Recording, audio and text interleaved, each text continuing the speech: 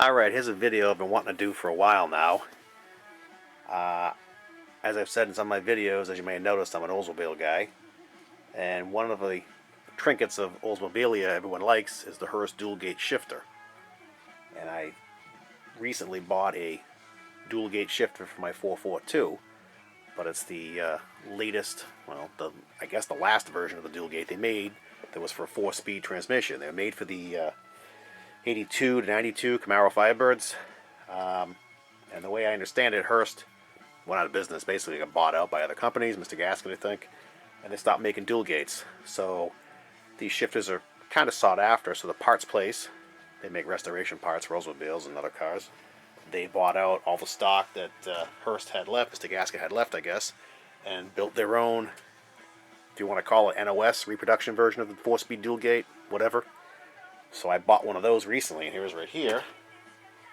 And then I thought, well, geez, it'd be kind of cool. Maybe come out a little bit on this. There, that's the wrong way. I thought it'd be kind of cool to compare different dual gates to see how they look inside. I looked on YouTube. There isn't a lot of dual gate videos. There's some guy who either buys them or sells them or stores them, and there's a couple of guys with them in their car showing how they work, but there's no in-depth looks at the differences in them. So I thought maybe I'd do that. So this is a 4-speed dual gate from the parts place. It's brand new. You buy them off eBay, or you probably buy them from them on their store or whatever. And one question I had was, is it actually a 4-speed dual gate, or is it a 3-speed that they jam in the 4th quadrant? If you ever heard of a company called, I think it's Shiftworks. Shiftworks makes a lot of 4-speed quadrants for old 3-speed shifters. Like my 442 has a factory T-handle floor shifter, automatic shifter, and I bought the Shiftworks conversion to make it an overdrive because I have a 204-hour transmission in my car. And they make one for a dual gate, but what I don't like about it is it kind of chokes it up. Like, here's a regular, 442 dual gate from a 70 to 72 442. It beats the shit. I just happen to have it on hand to, show you how it works. The way it works is, there's park. Hopefully this is coming out. There's reverse. There's neutral. Alright, and there's drive. The way the Shiftworks conversion is, there's park, there's reverse, there's neutral, and there's drive.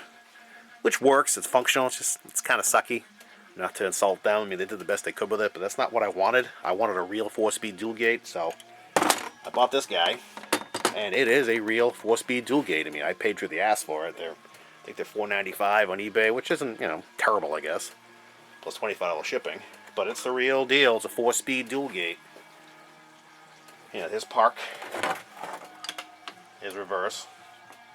There's neutral. There's drive. And if you go to the dual gate part, back up to neutral, and all the way down, you can see there's detents inside. If you can see them, when I don't bring this close, you can see. Hopefully this is coming through. It's hard to tell on my camera. There's a detent right there, and right there, and then right there. And if you look on the bottom, they're actually spring-loaded. You see all this? Can you see this? There's a little spring right here, and this is a slider piece. So what you do is, you're in first gear, wah, bang. This second, you see the piece just popped up, and it pops back down. Bang, there's third. Bang, there's fourth. Alright, you see all this? And then there's neutral. There's neutral, and then back to drive. So that's how the 4-speed dual gate works. I'm not thrilled with this. This thing doesn't latch with the shit. I got a screw with it, but $500, I mean, I would think it would be nicer than that, but. So that's the 4-speed dual gate. This is I call it an aftermarket dual gate. Back in the 80s, if you wanted a dual gate, or the 70s even, you go to a speed shop, you order a dual gate. They give you a kit. Pretty much the universal, but there was a kit for Camaros and Firebirds, had floor brackets that were particular to the Firebird and Camaro. I had one of those, but I sold it like an idiot. So this I happened to buy a couple of years ago. I scored it. It's brand new, never been used. Has the plastic console to make it universal. And this is just a regular old 3-speed dual gate.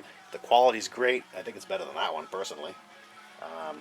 And again, if the door over has a one detent right there, just make sure I'm getting all this. There's a detent right there that's spring loaded, so when you pull it down, bam. And then this one's just a hard detent. And if you go underneath it, you'll see it's just a little spring, little hairspring on this little gizmo. And that's how regular dual gate works. Same with the ancient Oldsmobile one. I mean, they're functionally identical. They look, to me, identical. And this one here has been screwed with. And again, I can't tell if I'm getting all this. Yeah, I am. This one's been screwed with. I mean, you can see it has little brass pieces right here and screws and nuts instead of rivets. The reason for that is because dual gates wear out right here. This is the functional piece. I mean, if you look at this, everything is on this, right? This slider. Boom. It's just a half moon horseshoe. The problem with it is it's metal on metal. They grease them, but who's going to go back in and grease them periodically to keep them from getting destroyed? And I'm sure people have them, you know, use them, and they wear out. So what I found with dual gates is you put them in neutral, which is here, and you go back and forth to check the play. That's a minimal amount of play. I mean, it's more than I'd like to see, but I guess for tolerances of production, I mean, you're going to have something. So this is a brand new NOS dual gate, never in a car, so that's how you're going to get one from Hurst if you bought one new. This is a legit 70 to 72 442. I don't know which one it is, but let's say it's a 70, okay? This one has, that's neutral, yeah. Quite a bit of play. And again, someone screwed with it. They put little brass shims in there, which is pretty clever. Luckily nowadays you can buy this piece right here. And this piece, you don't get the stick. This piece and this piece come together. It just, you can see it moving. Just hinges here and it hinges there. And supposedly you can get them out without taking the top plate off. This shifter was screwed with, so the top plate is actually loose. I just threw some screws in to keep it straight. So this would be really easy to replace. And this piece, it's a guy named Mike Sedlick. He's a 442 restoration guy. He has his own website. I think it's thegoodoldays.com. But he sells this piece, you know, this piece and this half moon piece for $75. I got one coming. Hopefully it'll be here this week. So I figured I'd take it apart just to restore this one. You know, again, the play is minimized this one because of the bronze, but that's, you know, it's kind of hack. So, hats off to Mike Sedlick for making that piece. I mean, $75. To me, that's a pretty righteous price. I mean, try to make one yourself for that. So, good for you, Mike. Everything I've bought off him so far, I bought some ram air scoops off him. Everything I got from him is top-notch quality, so I have no reason to believe that this plate will be anything but. And this is the Oldsmobile dual gate piece that goes on the shifter. It's broken off right here. That's where the park reverse neutral drive super low crap goes. But that's about like that. Yeah, and this was missing the chrome door too. But you know, I think I owned a shifter for about $40. I mean, I had it forever too. Okay, one other thing I want to show you was oh, actually, let me look at this first. Here's the brand new 4-speed dual gate. Let's check the play on that one for the hell of it. I'm not impressed. I mean, that's quite a bit of play. Again, brand new. Look at it. Not a speck of grease on the friggin' thing either. Oh, my bad. There was a speck of grease on it. Thanks. I mean, seriously? Ugh. So I'll be greasing the shit out of this thing. And I may even get adventurous and try to close up this gap here. I doubt it. I probably will leave it alone, but I expect a little better than that for, you know, brand new $500 shifter. But who am I, right? The other thing I wanted to show you was the original, well, I guess the original dual gate. I call it, the original dual gate came out in, I think, 63 or 4 or 5. They probably was similar to this one inside, but they used to have a key switch over here to lock the door. You've probably seen them in magazines. It's like a little lock key switch thing. It was real gimmicky. The whole idea was, you know, it's a his and a hers, so when you drive the car, you're a man. You should be able to pound the shit out of it. When she drives it, she's a demure little lady, so you have to lock out that gate so she won't hurt herself. I mean, very insulting, but it was the 60s, you know, so. This is out of a 67, I believe, GTO. I could be wrong, but I'm pretty sure it's 67 GTO. I always wanted to get one of these. Not that I could retrofit it in my car easily. It's a 3-speed. But I thought it'd be cool to have one. I had one years ago. I never used it, so I sold it, but I just bought this one again just to have it. This one has the bracketry, too, to mount it in the car. The shifter itself is really just this T-shaped piece right here. And you can see it. This is all bracketry to mount it in the car. If you unbolt this thing, you know, this will all fall away. So if you just look at it like this, and this T-piece, this is the shifter. I thought it was kind of cool because there's a reverse light switch. Oldsmobile shifters, they have this hokey bracket that came off of here. And there was a bracket that came off of here, and Mike said, like, reproduces all this stuff. Front bracket, rear bracket. It was a bracket that bolted on here, and it went down like 45, nothing like that. And how it worked was there was another bracket for the neutral safety switch, would mount about here. Had a link that went over to like here. To me, it was really Rube Goldberg, you know, chintzy looking shit. It worked, but it was only in 70, 71 and 2, I believe, went to a column neutral safety switch that, you know, move with the column. But I thought the Pontiac was cool because the switch is right on the shifter, right there, and it's triggered by those triggers. Well, let's see. This one just feels so much more massive and like it's built like a friggin' vault too. Man, this is a beefy shifter. Definitely you can see the difference how they cheap shit down after the years went by. So where is the trigger for that? Here's your shifter lever right here. Hope you can see all this. There's your shifter lever. Oh, it's right there. There it is right there. See it? That thing. And there's a screw right there to adjust it. I'm sure it's to fine tune it. When that moves, and it catches the catches this piece right here. And that gives you a neutral safety switch and reverse lights. So the way this shifter works is a little bit different. If you look at this one, you can see it's just the gate. You know, it's just the open gate on this side. There's nothing touching the shifter. And then this side, you get a little spring for this. On this one, it's pretty cool. I like this shifter. It's really neat. It's got a spring. It's got a spring right there. And right there. It's like you see it on this side.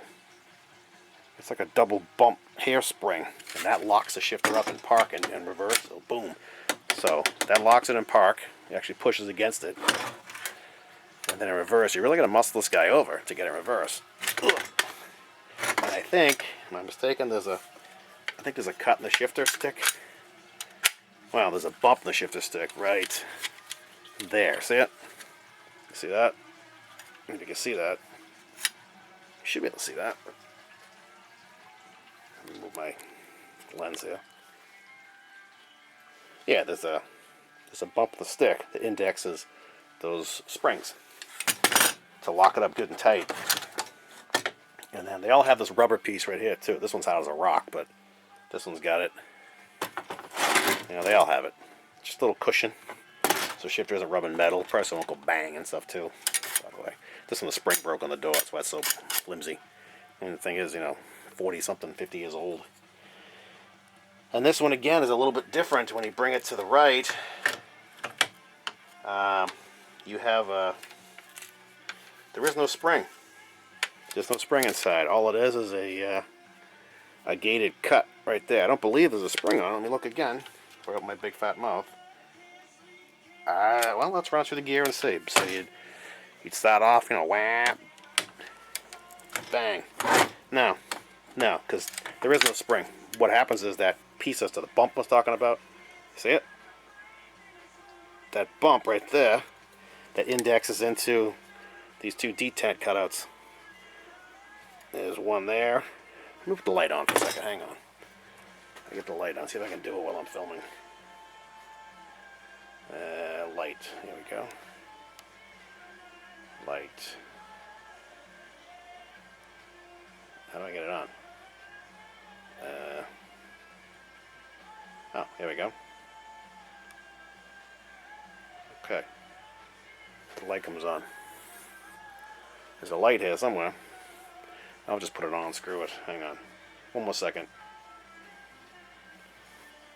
So we got light. And on. Boom. You should see way better now.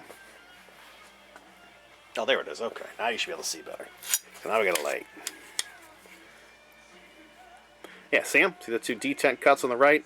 And if you look at the shifter stick, there's a big bump on it. See it? And that hits those, and that's what locks it up.